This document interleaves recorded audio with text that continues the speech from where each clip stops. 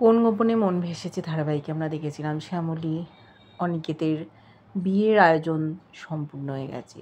ওদের বিয়ে শুরু হবে। অনিকেত বিয়েতে বসে আছে। পুরোহিত মশাই মন্ত্র উচ্চারণ করছেন। বাড়ির সব লোকেরা আনন্দ উৎসবে মেতে উঠেছে। অনেক দিন পর জোড়া বাড়িতে আবার আনন্দের মুহূর্ত ওরা ভাগ করে নিতে পারছে। মন খারাপ শুধুমাত্র অপরাজিতা মল্লিকের। একেবারেই শ্যামলীকে পছন্দ করে না। ভাবে ও এলে সংসারটা হাতছাড়া হয়ে যাবে। সবাই শ্যামলী শ্যামলী করে অজ্ঞান হয়ে যায়। সেই জন্যেই পছন্দ না। বোঝাচ্ছে অনিকেতের বাবা, তুমি এরমভাবে থেকো না। পাড়া প্রতিবেশী লোকজন এসছে, সকলে জানতে চাইছে আবার সেই শ্যামলীর সাথেই অনিকেতের বিয়ে হচ্ছে কিনা। মনোমালিন্য ছিল অপরাজিতা মল্লিকের সাথে, কথা বলতে দেয়নি অপরাজিতার সাথে বাড়ির লোকজন। বলেছে যে সব ঠিকঠাক আছে, আমরা খুব খুশি। বিয়ে শুরু হয়ে গেছে, হঠাৎ করেই প্রদীপটা নিভে গেছে। পুরোহিত মশাই বলছেন, প্রদীপটা কেন নিভে গেল? এটা তো ভালো লক্ষণ নয়। বলছে অনেকে, তাতে কি আছে, হয়তো অনেকক্ষণ জ্বলছে সেই জন্য নিভে গেছে। আবার জ্বালাতে গেলেন পুরোহিত মশাই, কিন্তু আবার নিভে গেল। অনিকেত তখন নিজেই প্রদীপটা জ্বালিয়ে দিল। ঠাম্মি খুব খুশি, এই তো আমার দাদুভাই ঠিক প্রদীপটা জ্বালিয়ে ফেললো, কিচ্ছু হবে না, সব ভালো হবে। হঠাৎই আমরা দেখেছি শ্যামলীকে নিয়ে আসছে বাড়ির মেয়েরা পিঁড়িতে বসিয়ে। অন্য এক নিয়ম দেখতে পাচ্ছি। এই নিয়মটা চালু করলো ওই বাড়িরই মেজ বউ। সকলে খুব খুশি।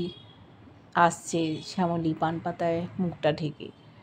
অনেকে তো হাঁ করে তাকিয়ে আছে কখন শ্যামলী আসবে। মুখোমুখি দুজনে।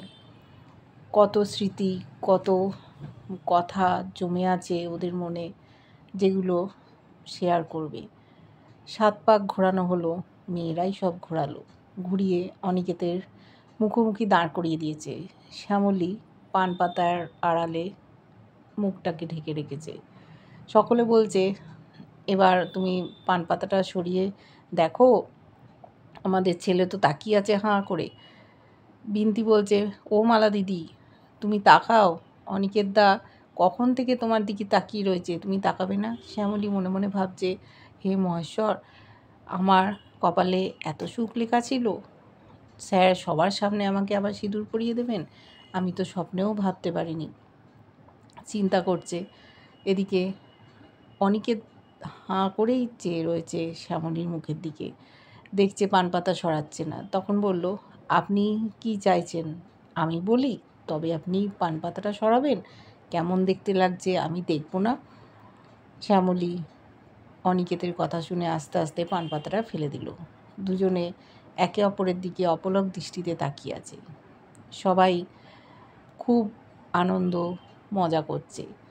বলছে, তোমরা যদি একে অপরের চোখের দিকে তাকিয়েই থাকো, তাহলে বিয়ের বাকি অনুষ্ঠানটা কখন সম্পন্ন হবে? এবার তো মালা বদল করতে হবে। মালা বদল শুরু হয়েছে। সবাই তাকিয়ে তাকিয়ে দেখছে। এই জুটিটা সকলের প্রিয়, একমাত্র অপরাজিতা মল্লিক পছন্দ করে না। মনে মনে রাগ পুষে রেখেছে, দূর থেকে দেখছে আর রাগে হয়তো জ্বলে যাচ্ছে। বিয়েতে বসেছে, এক এক করে অনুষ্ঠানগুলো সম্পন্ন হচ্ছে। দেখেছি অরুণাভ আর তৃষা দুজনে চায় না অনিকেত আর শ্যামলী বেঁচে থাকুক। অনেক দিন থেকে চেষ্টা করছে এদেরকে সরিয়ে দিতে, পারছে না, বারবার বেঁচে ফিরে আসছে। অনেক রকম কাণ্ড কারখানা করেছিল, আমরা তার সাক্ষী। এবার অরুণাভ আর তৃষা আবার আসছে দুজনকেই শেষ করে দেবে বলে। বাড়ির সামনে চলে এসছে, অন্যরকম পোশাক পরে এসছে।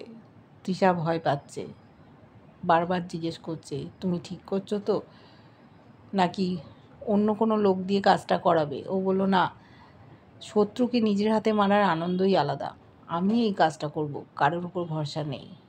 বারবার জানতে চাইলো, যদি তুমি ধরা পড়ে যাও তখন কি হবে? বললো, না, কিচ্ছু হবে না, যা হয় দেখা যাবে। ওদের যে গেট বেঙ্গল ক্যাটারার নিউ বলে শুরু করেছিল, শ্যামলী থাকলে তার পতন অনিবার্য, আর পুরনো গেট বেঙ্গল ঠিক তরতর করে উঠে যাবে। এটাই দেখতে চায় না। শ্যামলী অনিকেতের জীবনে এলে অনেক কিছু ঘটে যেতে পারে। ওর ক্ষমতা অনেক। অদ্ভুত জেদি একটা মেয়ে, সেটাই সহ্য করতে পারে না অরুণাব। শ্যামলীর জন্যই ও বাড়ি ছাড়া হয়েছে, ধরা পড়ে গেছে, ও বাড়ির মধ্যে ঢুকে গেছে। বিয়ের সমস্ত অনুষ্ঠান আস্তে আস্তে শেষ হচ্ছে। 7 পাক ঘোরা হলো, অগ্নিকে সাক্ষী করে ঘুরল দুজনে। এবারে বসেছে সিঁদুরদান হবে। সিঁদুরদানটা হলেই বিয়ে সম্পন্ন। পুরোহিতমশাই কুনকেটায় সিঁদুর দিয়ে অনিকেতের হাতে ধরিয়ে দিয়েছেন। শ্যামলীও অপেক্ষায় কখন সিঁদুরটা পরাবে।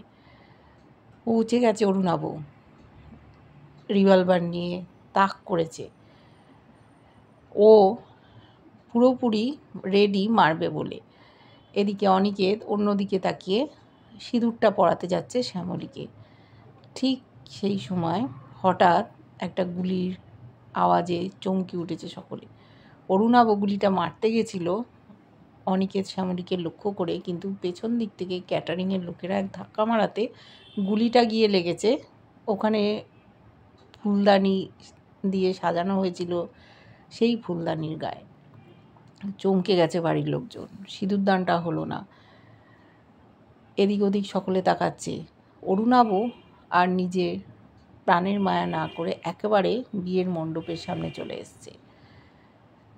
সামনে শ্যামলী আর অনিকেত ছিল। অনিকেত পেছন ঘুরে তাকিয়েছিল, দেখতে পায়নি যে আততায়ী একেবারে মারার জন্য সামনেই দাঁড়িয়ে আছে। শ্যামলী বুক পেতে দাঁড়িয়ে গেছে, স্যার সরে যান। অরুণাব পরপর 3টে গুলি চালিয়ে দিয়েছে শ্যামলীর বুকে। কেউ কিছু বোঝার আগেই শ্যামলী নেতিয়ে পড়েছে। সূর্য দেখে সামনে চলে এসেছিল, কিন্তু সূর্যকে মারেনি অরুণাব। সকলকে রিভলভার দেখিয়ে ওখান থেকে বেরিয়ে চলে গেছে। কেউ বুঝতেই পারলো না যে ওটা অরুণাব। অরুণাব একটু অন্যরকম সাজিয়ে এসেছিল। সবাই হতবাক, কি ঘটে গেল। ওকে সাথে সাথে হাসপাতালে নিয়ে যেতে হবে। তাই আর এক মুহূর্ত দেরি না করে বাড়ির লোকজন সকলে চলে গেছে হাসপাতালে। খুবই কঠিন অবস্থা, 3টে গুলি লেগেছে। অপারেশন থিয়েটারে অনিকেত আছে, ওখান থেকেও সরবে না। ডাক্তারবাবু বলছেন আপনি থাকলে আমি অপারেশনটা শুরুই করতে পারবো না, আপনাকে এখান থেকে সরে যেতে হবে। ও কিছুতেই যাবে না, বললো আপনি বাইরে অপেক্ষা করুন। অনিকেত বাইরে চলে গেছে। পরিবারের প্রত্যেকটা সদস্য বাইরে অপেক্ষা করছে। অপরাজিতা মল্লিকও এসছে। হয়তো কোথাও মনে হয়েছে আজ ওর ছেলেটা মারা যেত যদি না শ্যামলী বুক পেতে না দাঁড়াতো। সমস্ত গুলিগুলো ওর বুকেই লেগেছে। অনিকেতের চোখে জল। এটা কি হলো? সবে তো জীবনটা শুরু করতে যাচ্ছিল ওরা, এতদিন পর। সেখানেও বাদ সাধলো কে? সবাই ভাবছে কে ছিল লোকটা? চন্দাশিস রায় বদলা নিল না তো তার লোকজনকে দিয়ে? এরা ধরতে পারেনি ওটা অরুণাব ছিল। কী করে ধরবে বুঝতে পারছে না। ডাক্তারবাবু অপারেশান শুরু করেছেন, একটার পর একটা গুলি বার করেছেন। তারপরে অপারেশানের শেষ পর্ব শেষ হয়ে গেল। অপেক্ষা করছে বাড়ির লোকজন বাইরে, কখন ডাক্তারবাবু এসে কিছু খবর দেবেন। ওনারা সকলে বেরিয়ে এসছেন, মাথা নিচু করে ডাক্তারবাবু দাঁড়িয়ে। দাদুও আছে, ঠাম্মি আছে। জানতে চাইছে ডাক্তারবাবুর কাছে যে কী হলো, মেয়েটা আমাদের ভালো আছে তো? ডাক্তারবাবু বলেন আমি 3টে গুলি বার করে দিয়েছি, অনেক ব্লিডিং হয়েছে, ক্ষতটাও অনেক ডিপ, বলা যাচ্ছে না কি হবে। মনে হচ্ছে উনি ধীরে ধীরে কোমায় চলে যাবেন। অনিকেত বলছে এটা হতে পারে না, আমাদের জীবনটাই তো শুরু হলো না, সবে তো শুরু করতে চলেছিলাম। সামনে শ্রীকৃষ্ণের মূর্তি ছিল, ওখানে প্রদীপ জ্বলছে, সিঁদুর ছিল, সিঁদুরদানটা বাকি ছিল।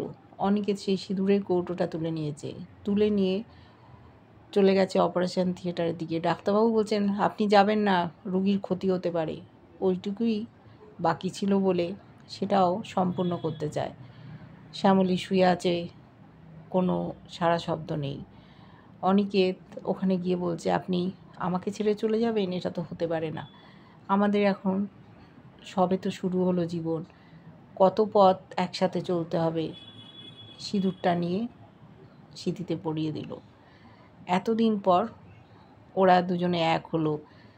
ইগোর লড়াই ছিল দুজনের মধ্যে, কেউ কাউকে বলেনি যে ওরা একে অপরকে প্রাণের থেকেও বেশি ভালোবাসে। আজ সেই বন্ধন টুটে গেছে, কিন্তু লাভ হলো না কোনো। অপারেশন থিয়েটারেই বিয়েটা সম্পন্ন হলো। অনিকেত বলছে, আপনি আমাকে ছেড়ে কখনোই যাবেন না, আমি জানি। আপনি ফিরে আসুন, আমার জন্য ফিরে আসুন। কি হবে শ্যামলীর? ধরতে পারেনি এই অন্যায় কাজটা কে করলো। বাড়ির লোকেরাও বুঝতে পারেনি। অরুণাবও পালিয়ে গেছে, এত লোক থাকা সত্ত্বেও একজনকে ধরতে পারলো না কেউ। কিন্তু যদি শ্যামলী বেঁচে যায়, ওই হয়তো ধরে নেবে অরুণাবকে। আদৌ কি শ্যামলী বাঁচবে, নাকি এখানেই ওর জীবনের ইতি হলো? কেমন লাগছে নতুন আপডেট অবশ্যই লাইক কমেন্ট করে জানিও। ভালো লাগলে সাবস্ক্রাইব করো চ্যানেলটা। যারা ফেসবুক পেজ থেকে দেখছো ফলো করে সাথে থাকার অনুরোধ রইল।